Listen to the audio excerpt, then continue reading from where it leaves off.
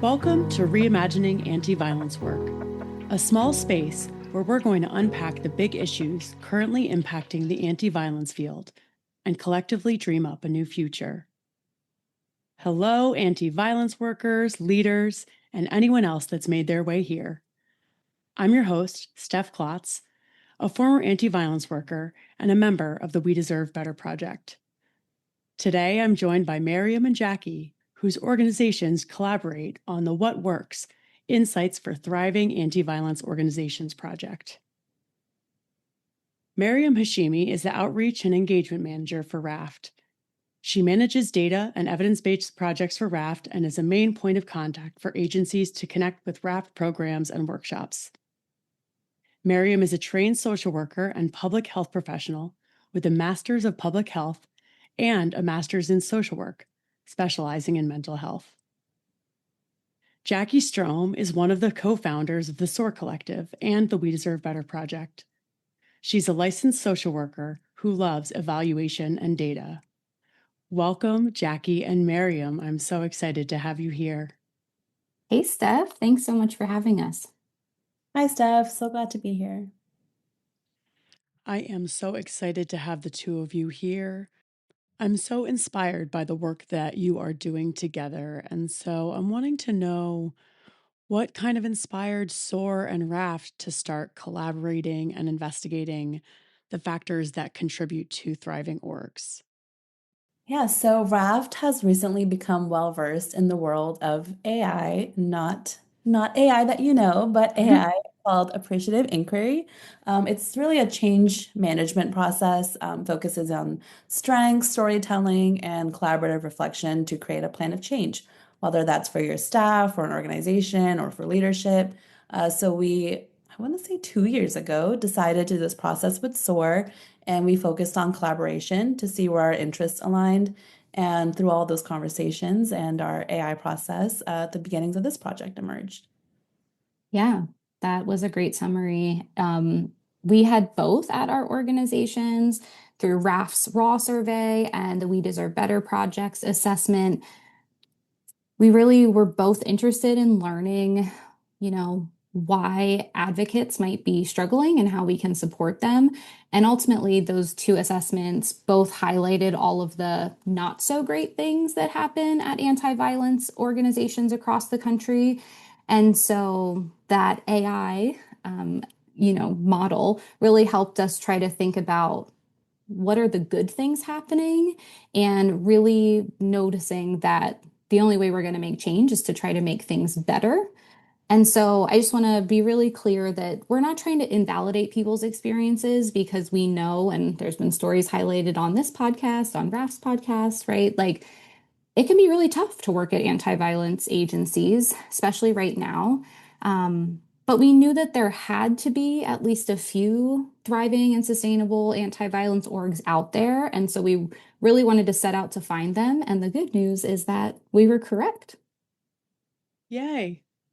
Yeah, so we used part of the assessment that Jackie mentioned called the RAW survey, the RAFT Advocate Wellness Survey. We did that back in 2022, and we kind of took parts of there, and really we asked, do you feel support at your organization? And if you do you think that your colleagues also feel support at your organization? And so from the folks that completed that survey, we had about 10 or so that met that criteria.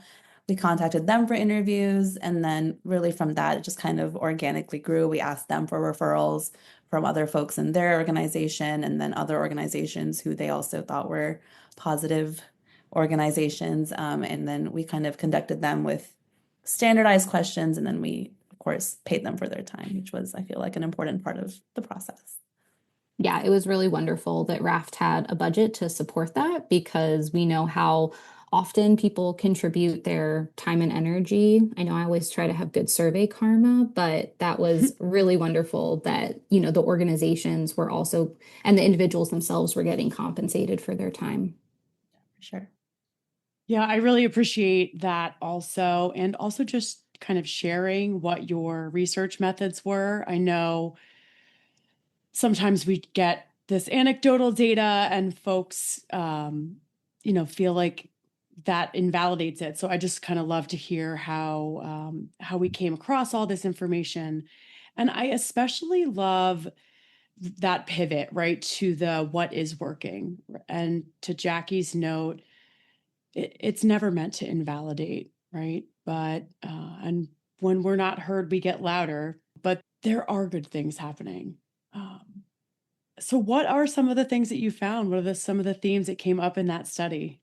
Yeah, our first round of interviews really uplifted three main themes, and we'll dig into them in just a second, but they are supervisor support, transparency and communication, and flexibility and trust. So maybe that's actually five themes, but we combined them into three.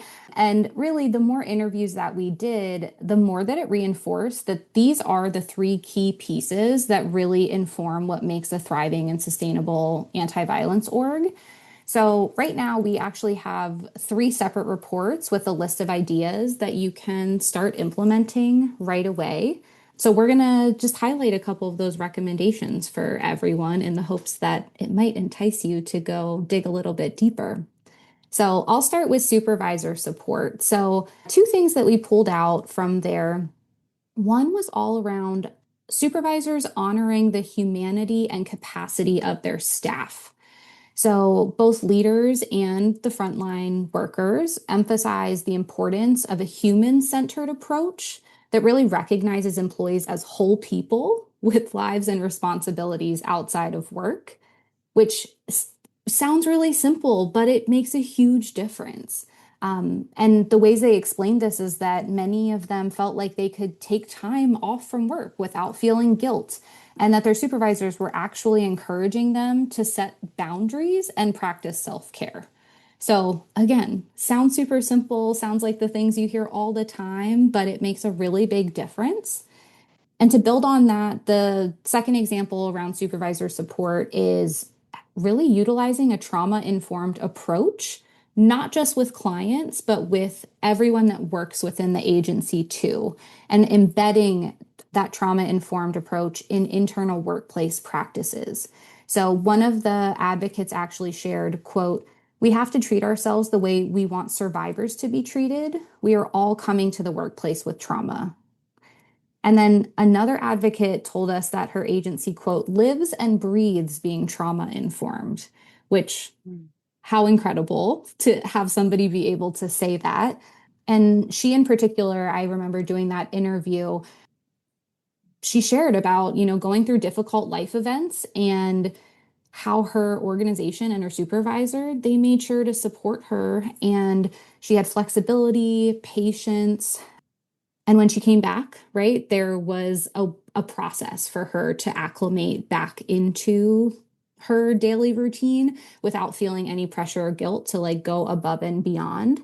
And so it's just, I don't know. Again, I'm going to keep saying it. I'm going to sound like a broken record, but it's really simple. If people could apply the same things that we do with survivors to the people that work within our agencies.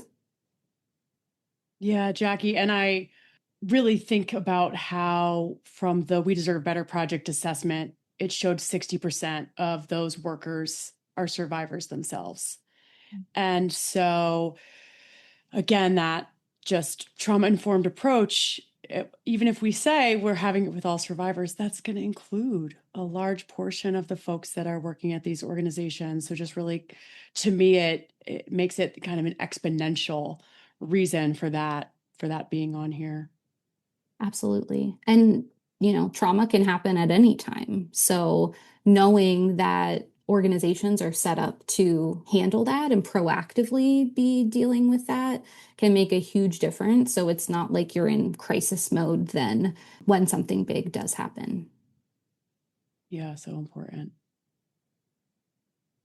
Yeah, so the next theme that we focused on was transparency and communication. And one of the examples from this that came up again and again was peer support. Consistently, every time we talk to somebody, coworkers and colleagues are just a huge source of strength and connection for advocates, a huge source of support. And so that can, having time to connect with peers that's separate from just regular work things, whether that's non-work related meetings or spaces to connect with each other on a human level, or that's maybe having actual case consultations, or having there was an organization that had like peer support partners that they could go and connect with, being able to just reach out and debrief after a hard client session. So again and again, just colleagues showing up for each other was a huge part of feeling supported at work. Another thing that came up was just breaking down silos. So many organizations have all the hierarchy and the teams and the departments and the direct reports, and being able to connect with those who are outside of that regular nature. So a CEO who models really accessible communication. I think there was one who had like a monthly meeting where he would just come and hang out and be able to connect with all the advocates at different levels. There was an HR director I interviewed with who spent time on the hotline during her orientation and like made so many connections with them. And then when she was in her HR role, like being able to have that perspective and had walked in those shoes just for a little bit, right? Like an HR background, never done actual, advocate work, and then being able to have that perspective while she was doing the HR, which is it's all aligned and entangled. Yeah, I really truly love that. This idea that everyone in that organization working for that mission has had, yeah, even just a little bit of time on the helpline, some sort of client interfacing direct service experience, because we talk about trauma informed care every month on this podcast. We also talk about the real value that experience has. Like a lot of times you see on TV, they're like, oh, everyone should work as a waitress or in retail at some point in their life. It's kind of the same idea. Like you need to have that experience to truly understand, and it just unlocks like a different part of humanity. And it really, for me, is a parallel thing to do direct services for violent survivors of violence, because it really is that idea of like nothing else is like it, and it just enhances, no matter what else you're doing, it enhances your understanding of that mission. So I really appreciate you highlighting that. Great. So our third theme was all around flexibility and trust. So I was really excited to hear that a lot of the orgs we talk to have really flexible work arrangements. So, working from home, remote work, hybrid work, any kind of combination of that. But also, even if your org isn't set up to do that, or your role isn't, it might not be possible for your role to be able to work from home. When someone is maybe coming to repair something at your house or after a doctor's appointment, having a supervisor who trusts people to manage their own schedules and adjust their work days when unexpected needs come up was something that people talked about over and over again, and how that flexibility meant the world to them. And on a, really important level, childcare accommodations came up too. And I think these two go hand in hand, but it was really cool to hear some of the creative and unique ways that agencies were supporting folks who have to be caregivers as well. So at one agency, an advocate shared that her supervisor allows her to pick up her children from school around 2:30 p.m. and then complete the remainder of her workday at home. So the kids are at home, she's still doing her work, right? But it doesn't have to drive back across town then figure out childcare arrangements. At a different agency, staff are permitted to actually bring their children to the office after school, which I think is a really fun way to also, I don't know, maybe liven up the workplace or introduce the kiddos to kind of like how important some of this work can be, obviously in an age appropriate way. But like if they're sitting in the corner coloring at a desk or doing their homework, right? I don't know. I love how flexible some of these organizations are. And I'll give one more example, that some allow staff to work from home without using PTO if their child is sick. So again, it can make a huge difference. And when we talk to some of these folks, there's a quote in the report, but she's like, I wouldn't be able to even do this job if my organization wasn't this supportive, because I was thinking of the same quote you're thinking of. It was someone, I think it was like, this is what makes me stay.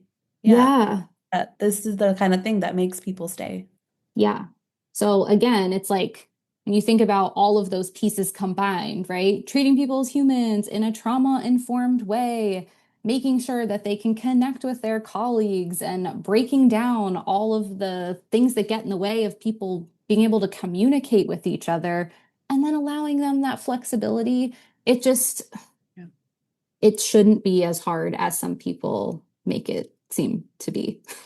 Yeah. And I think for me, also the idea of trusting your employees, Yes. that is, we're focusing on the positive, but to me, the opposite of trust is like micromanaging, right? And so this notion that I've hired you because I believe you're capable and competent to do your job. And just like I'm going to treat you with the dignity of an adult, I'm also going to treat you with the respect of an adult. And unless you prove me otherwise, I'm going to trust you to do your job. And I'm going to show up in a trustworthy way as well. And I think that piece of trust can only be built when you've got some of these other components going on, when you're treating people in that trauma informed way. So, yeah, I just think all these together are so powerful. And I really love my inner hope seeker, really loves this focusing on the positive because we do hear and maybe have lived experience of some really negative stories. That being said, I think it can feel really overwhelming to take a realistic look at what's happening in your organization, maybe in yourself, and change all the things that need fixing. So I'm wondering if you all have any tips on how an agency can figure out where to start, or maybe what some realistic expectations might be for making those changes on an organizational level. Yeah, so this is Raf's bread and butter because we want to be the culture change at the organization. And sometimes we get the champion at the org who's like, we need to do more self-care. Like that person comes to us and is like, I need to bring this to my organization. Or it's, this one team who's really try to change the way that things are happening at the organization. So we know what it is like to work with like the one person who's like, I want to change. And steps can be taken, these small steps can be taken at any level that you are. You could be, we tried to really bring things that are like the foot in the door. So they're not, as cost, uh, they're more budget friendly. They're, maybe you don't need to ask your CEO to be able to implement, a walking meeting outside instead of doing it inside at your desk. Like maybe you can make those little changes and have more connection, right? So the buy-in has to start small, but ideally there's a snowball effect and we can capitalize on those small changes, making impacts and being like, hey, like this team did such and such thing and like look at how it's working for them. Maybe the other part of the organization can do it, or maybe we can just start small and see where it goes. Change that culture slowly. And truly, the title of these reports are called Small Actions, Big Impact, purely for that reason, which the RAFT team came up with. And I was like, wait, that's the perfect framing for this. Because when I tell you that we'll get to this, but there's like a lot more to these interviews, we were like, it Where do doesn't we feel start? fair, yeah, to try to tell people to just like totally let everybody work remotely all of a sudden, right? So like, but what you can do is allow them to work from home on an as needed basis when something pops up, right? So really, really intentional in how we crafted these reports so that you should be able to pick them up and just start immediately. And it's things your peers are doing. So if the peers can do it and other organizations can do it, then hopefully you can do it. So I really like hoping to empower folks to feel like these are things that they can implement was the goal. Absolutely. I love that. And so when you think about, I love that you've included small steps for folks that aren't in a leadership position, because sometimes we do really feel disempowered, and to know that there are concrete things that you can do to have this positive effect on your organization is really empowering. And the ripple effects of that are so magnetic. But I really think that a lot of these changes are coming from leadership, right? And you talked before about communication and transparency. How can leadership communicate with staff about their actions and their intentions as they're, you know, taking small steps for big actions that might not seem like much in the moment? Great question. So, one of our key takeaways was that staff actually really want to be in the loop. I feel like that's not surprising, but it was helpful for people to share that directly with us. And what we heard over and over from supervisors was that they actually believe staff deserve to be kept informed. One director actually shared that, quote, people who are impacted the most should be told first, and that transparency is one of the most helpful things to weather storms. So we had lots of examples of people telling us about, when budget cuts were coming, how uh, their entire team met and they said, here's what's happening. Let's brainstorm together. Or this is how it's going to impact you. Do you all have any ideas about how we can navigate this situation together? And so that can be true of good news as well, or any of the changes that you're thinking about. Tell your staff. Let them be part of that problem solving and the brainstorming, because what we try to tell leaders all the time is you don't have to do this alone. There is an entire team of people that you hired that you trust to do their job. They're experts in what they do. Give them the autonomy to be part of that decision making and figure out what's best for all of us, not just what's best for one person. Yeah, and it's okay to not have all the answers, and your staff will still respect you or think you're an expert, even if you don't have all the answers. And I feel like maybe that's hard for some leaders. Yeah, I really appreciate that, Mariam, because I often think that folks have a hard time even when they're making these changes, and it might be that they're making the changes in acknowledgement, this like internal acknowledgement of something that needs to change, saying it out loud, like this happened, and I'm sorry, or I take accountability, or those kind of like precursor pieces for the change often get lost, right? This idea of like leaders feel like they need to know every time what to do. And there's intense pressure in those positions. And I know that it is insurmountably challenging sometimes. And also that piece of what you said of someone saying, you know what, I don't know what to do, but we're in it together.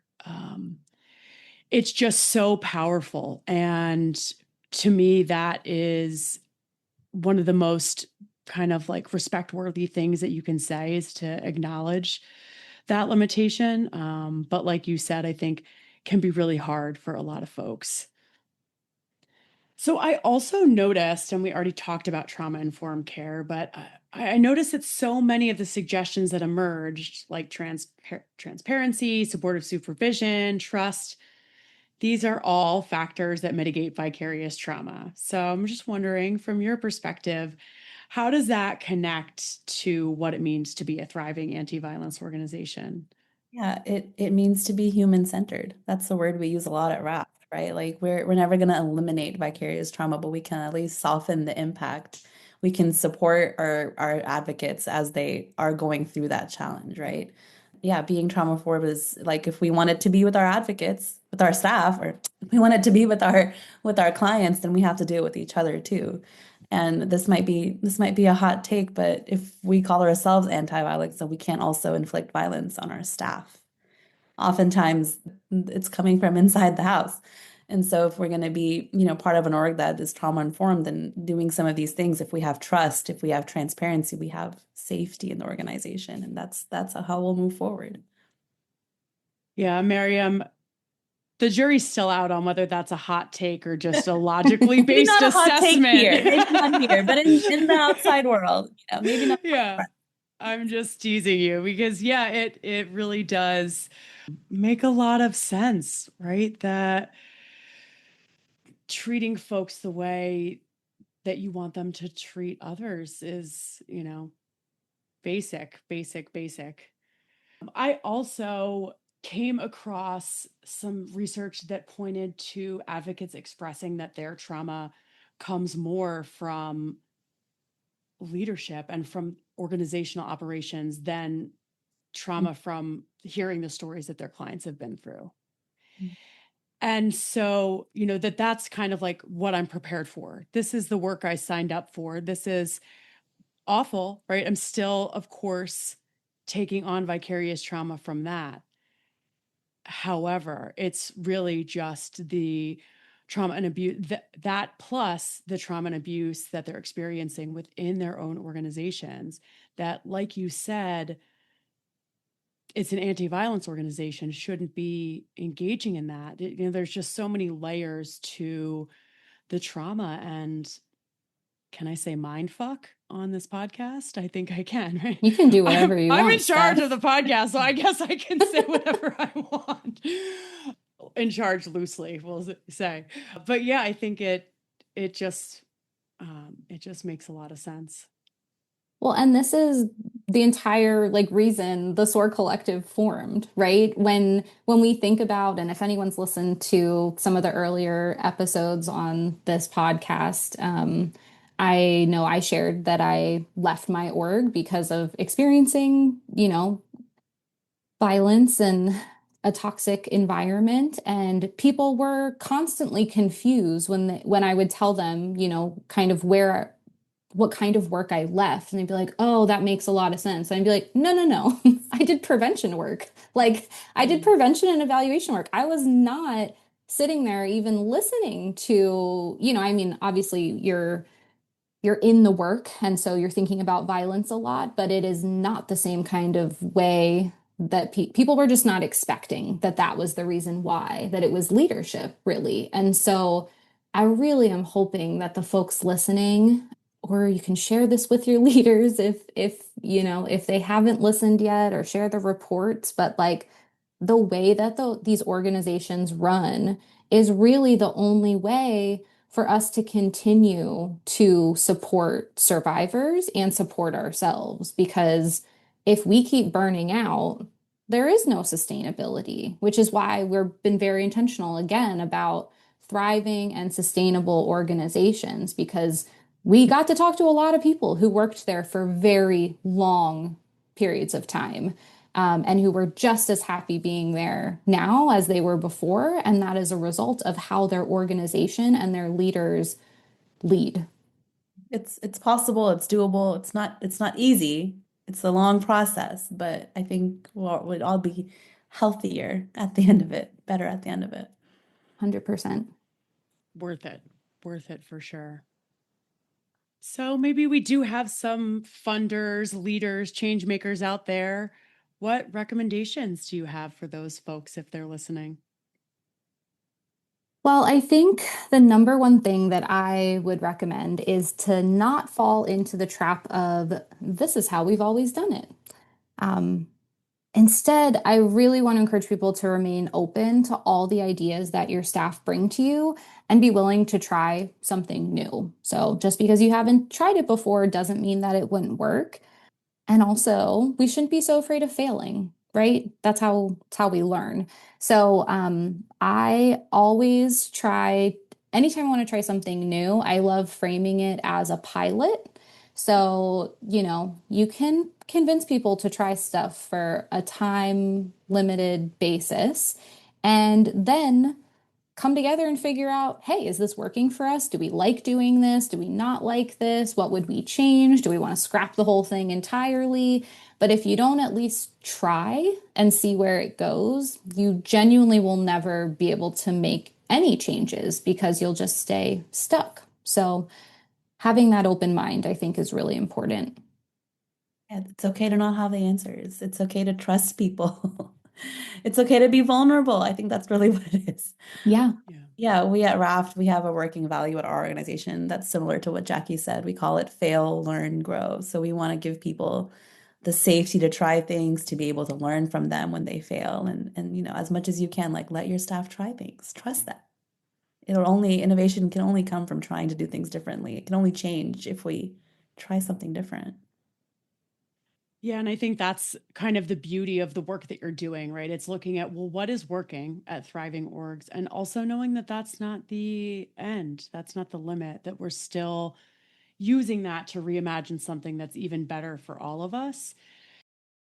And I think, that humility for leadership to try and be okay to fail.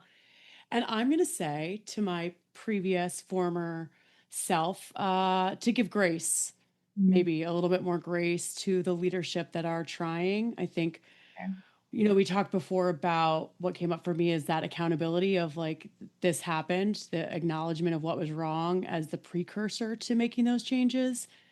And I didn't really see a lot of that at my org. And I think, I try to reflect a lot on what I could have done differently, what happened. And I think, had there been some accountability there, I may have had an easier time giving grace to those folks. And every relationship's reciprocal, but that idea of it's not probably not going to work the first time, and what works for Jackie's org and what works for Mariam's org might not work for my org, but it's okay to try it and to talk through it with my people. Maybe it works for one department and not the other. So I think, yeah, all those kind of pieces together, that if we can all, when you, this culture that you're talking about, right, where it's human centered and trauma informed, that we can all kind of hold that space for each other to make this change. It feels like that's what's needed for it to be possible to me. I really appreciate you saying that, Steph, because it's really easy to complain and blame and be frustrated. But if we're going to ask our leaders to be human-centered towards the rest of the agency, I think we do owe them that as well. And again, it can be really complicated. And so I don't just want to say that you should make excuses for people or sweep things under the rug, but really leaning into accountability, I think makes a big difference. And so I appreciate it, and it's really in alignment with the other stuff we're talking about. The more transparent you are, the more you communicate, the more you trust, the easier it is to repair when you do have challenging relationships or encounters. And so if we're not like all collectively creating that kind of culture at our organization, we're going to be really adverse to any kind of conflict, and then it's just going to make it worse for everybody. You mean you're not automatically besties with every single person that you work with and want to love them forever and ever and ever? I You might have mean, to resolve disputes sometimes. I've been lucky that I have made some You're lifelong in this friends. field. You love helping people. Yeah, Yeah. That's the number one exactly. thing. So before we wrap up, can you share a little bit more about what else that you've got cooking up this summer? So much. Absolutely. Yeah, so much. We have lots of big plans. Um, but the first is that we have another report coming out in June 2026, in case you're listening to this many years in the future. But it's going to be all about how to improve your meetings, because we all know that lots of meetings could be emails. But if we're going to have meetings, we could stand to think about how to design them in more intentional and thoughtful ways so that people really do feel engaged and get to build relationships and do all the things that we just talked about. Somehow meetings was across the board on all the themes. Meetings were part of all of them. So Yeah, so we had to pull it out and make it its own special report. So that is coming soon. yeah, we're also so when we sat down and looked at all the things that people said and tried to code and all the cool data things that we tried to do, we really this was just the small changes. There's medium changes, there's big changes, and so we're trying to figure out the best way to roll those out and share those in a way that is actionable, implementable for folks. That's a word that I just made up.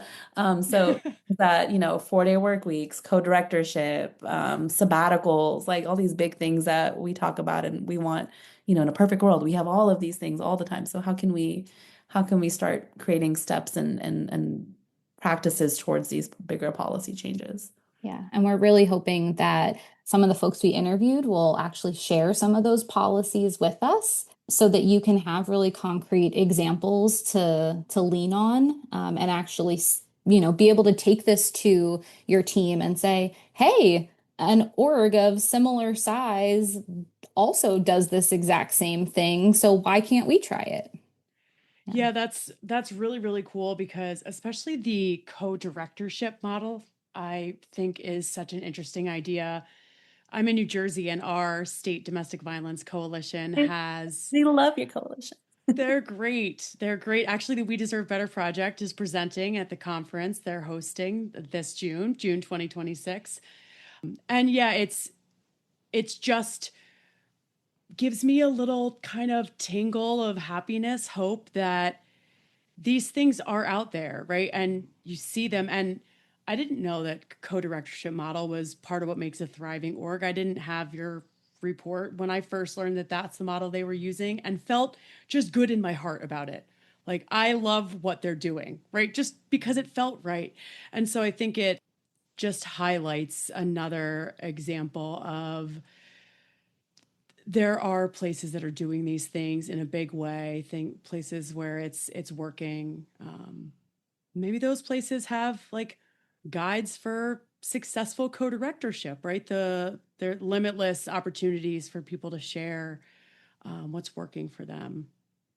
Yeah, I mean, I'll just say if anyone that's listening has a really cool policy or resource at your org, you can email it to us. We'll put some information in the show notes because we'd love to include it and be able to share it out with folks because we really firmly believe that the only way we're going to all get better and do more good, and I feel like I'm using the most basic words, but you know what I mean? We really want to get to that place where we are thriving and sustainable as an entire movement, right? Not just individual organizations. We want to spread the wealth. We want to spread the resources. And so, sharing is caring. And so we'd love to have those resources to share with you. And another thing we're going to do, we don't have dates set quite yet, but we're thinking about hosting some office hours this summer and fall, to really give individuals who are interested in talking through some of these ideas, figure out how to take them to the next level or just be able to brainstorm and think through things. So we'll definitely share more about that when we have a solid plan. But if it's something that sounds interesting to you, you can also let us know so we can make sure you will be there. Really, we want to create resources that are usable. We don't want to just put out data into the world and be like, well, here you go. So if you have ideas, we're all ears. Yeah, we'd love to know. I mean, truly, this entire collaboration really, like Mariam shared, started as just this random idea and then it grew and kept growing. And so we're excited about the direction and potential that it has to really help shape anti-violence orgs for the better. More to come. Some of the best ideas in the world are thought up in just some weird little room. On Zoom. Yeah. On Zoom, yeah. I'll also just very quickly want to take a moment. We would love to thank, we're not going to disclose who was part of our interviews, but we are so, so grateful for everything that folks have contributed so far and for answering Miriam's emails about the policies that we're going to be requesting from you. And so none of this would be possible without the people who are doing this work. And so we really thank you. Well, speaking of thanks, Jackie and Mariam, I want to thank you both so much for joining me today and for sharing your insights and recommendations for thriving anti-violence organizations. I'll make sure to link all those recommendations. If you have office hours when we are releasing this, we'll have all that information in the show notes for folks that are interested.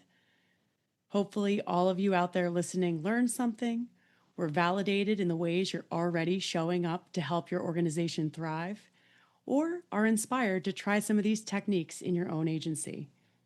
If you or someone you know is interested in joining the We Deserve Better project or in being a guest on the podcast, check out the show notes for details on how to connect. Thanks for listening. Remember, Anti-violence work is neither anti-violent nor working to end violence. So keep talking and reimagining amongst yourselves.